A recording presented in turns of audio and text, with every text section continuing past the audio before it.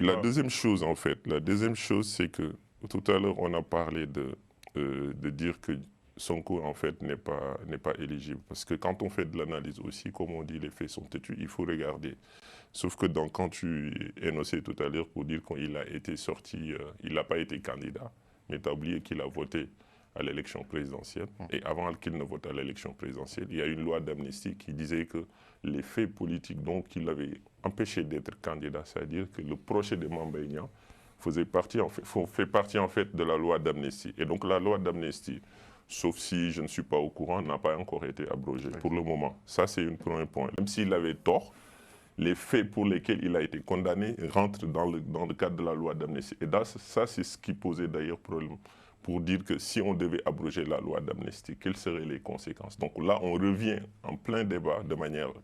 on est sorti par la porte pour revenir par la petite fenêtre dans le débat de l'abrogation de la loi d'amnistie. Donc c'est une position aujourd'hui. Si Sonko, on dit que Sonko est inscrit dans les listes aujourd'hui électorales du Sénégal,